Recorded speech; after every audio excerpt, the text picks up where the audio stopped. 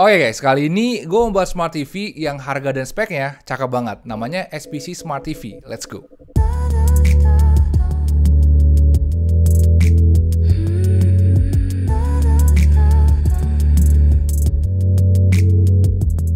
Oke, SPC Smart TV ST32. Ini Smart TV yang harganya cakep guys, cuma 2 jutaan kecil doang. TV ini menarik soalnya untuk kelas entry level, dia punya spek, performa, dan juga fitur yang terhitung seru guys, dan terhitung lengkap juga. Bahkan harusnya ini bisa jadi opsi guys, buat orang-orang yang nyari Smart TV untuk lebaran, tapi nggak pengen ngeluarin budget yang banyak.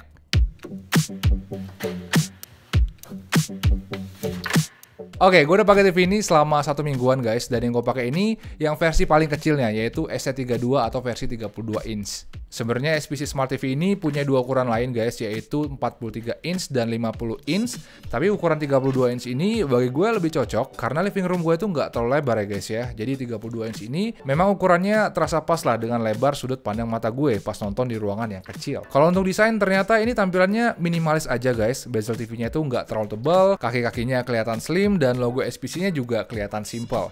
Ini sih nggak ada bagian-bagian yang mencolok atau mengganggu gitu ya guys ya. Jadi pas pakai nonton, kita bisa lebih fokus ke layarnya karena bebas gangguan. Terus yang gue suka dari TV ini, ternyata performanya enak juga guys. TV ini udah pakai OS Android TV guys, dan dia juga punya banyak fitur kayak bisa dikontrol pakai Google Home, bisa dipakai video call, dan lain-lain. User interface-nya sendiri masih mirip kayak Android TV pada umumnya guys, yang secara tampilan memang gak begitu cantik, tapi secara fungsi ini gampang banget dimengerti karena UI-nya itu cukup simple. Yang gue suka dari ST32 ini, ternyata pas dicobain performanya cukup lancar guys. Kalau dipakai untuk navigasi, ini nggak terasa stutter-stutter atau macet-macet gitu, dan saat buka aplikasi juga terasa cepat.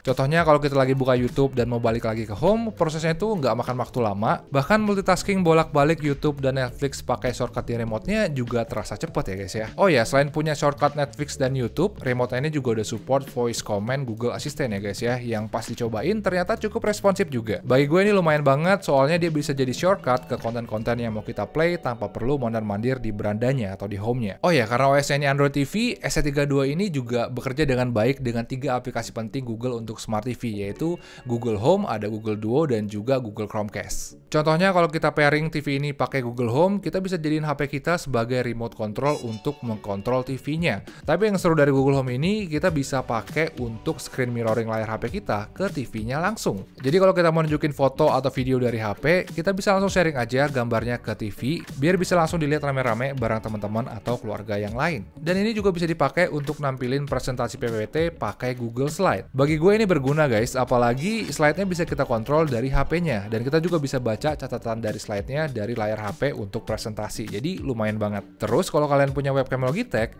ini juga bisa dipakai untuk video call juga guys. Walaupun sekarang cuma support pakai Google Duo doang, tapi bagi gue ini udah terhitung lumayan guys, soalnya kita bisa pakai ini untuk video call ramean bareng orang-orang rumah gitu. Dan di sini juga ada banyak pilihan game yang bisa kita install dari Google Play Store. Tapi gue saranin yang diinstal game-game ringan aja guys ya, biar performanya itu tetap lancar, karena penyimpanannya nggak kepenuhan oleh game-game berat.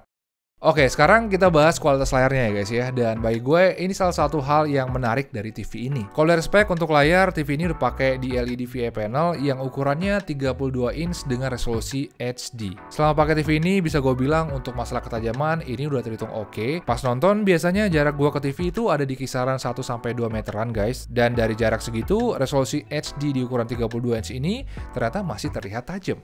Karena ini panel VA, gue pikir view angle dari layarnya bakalan jelek guys, tapi pas gue lihat dari samping, ternyata perubahan warnanya itu nggak terlalu besar, bahkan bisa gue bilang sebenarnya warna dari layarnya ini udah terhitung cakep. Setelah pakai selama semingguan, gue cukup puas dengan warnanya guys, soalnya dari 6 picture mode yang bisa kita pilih, di sini ada 2 picture mode yang menurut gue efeknya bagus. Karena gue lebih sering pakai TV ini untuk nonton YouTube dan streaming film, biasanya picture mode yang gue pakai adalah movie. Gue suka ini soalnya di mode ini warna dan ketajaman layarnya kelihatan paling natural, jadi nggak terlalu terasa overprocess gitu. Terus gue juga suka dengan picture mode yang standar, soalnya dia bisa kasih boosingan warna yang pas. Lumayan nih kalau dipakai kalau misalkan kalian pengen dapetin warna-warna yang lebih hidup tapi nggak kelihatan lebay.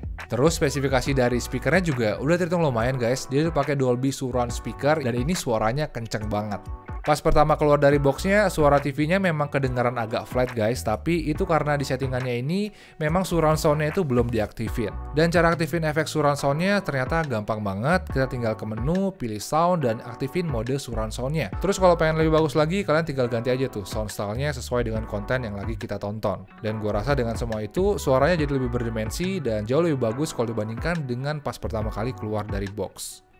Terakhir untuk fitur lainnya, TV ini juga harusnya gampang ditempelin ke tembok, soalnya bodinya itu nggak tebal dan bobotnya cuma 4 kg doang. TV ini juga udah support dengan VESA mount 100x100 dan biasanya sih bracket TV yang ukuran segitu masih kuat kok untuk nahan TV yang beratnya cuma 4 kiloan doang. Terus di bagian belakangnya juga ada banyak port dan yang penting di sini tuh ada 2 port USB Type A yang lumayan banget berguna terutama kalau kalian pengen pakai webcam, gamepad atau konekin dia ke flash disk untuk muter film gitu-gitu. Terus TV ini juga udah support dengan TV digital guys. Kalian tinggal konekin aja antena UHF kalian ke TV-nya, nanti kalian bisa scan tuh TV digital dan juga TV analog sekaligus. Menurut gue ini fitur yang penting guys, soalnya sekarang kan TV analog udah mulai pindah ke TV digital semua, dan ini lumayan banget dipakai untuk hiburan kalau misalkan internet kita juga lagi down.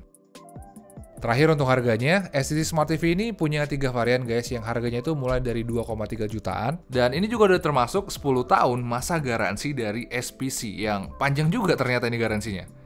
Dengan harga segitu bisa dibilang gue cukup puas dengan kualitasnya. Memang tampilannya tuh nggak cantik-cantik banget guys, tapi secara fungsi ini udah terhitung mantep banget. Soalnya TV ini selain punya kualitas layar dan speaker yang bagus, setelah dicobain ternyata performa dan fitur TV-nya juga udah terhitung sangat mumpuni. Dan dengan semua yang dibawa, gue rasa ini sih udah bisa lah ya jadi opsi buat orang-orang yang cari smart TV murah untuk lebaran tahun ini atau ke depannya. Jadi ya mungkin segitu aja guys, sedikit pendapat gue tentang SPC Smart TV ST32. Kalau kalian suka dengan video ini, pencet like dan jangan lupa juga subscribe biar kita bisa ngobrol-ngobrol lagi di video-video gue yang berikutnya. Makasih udah nonton guys, ciao.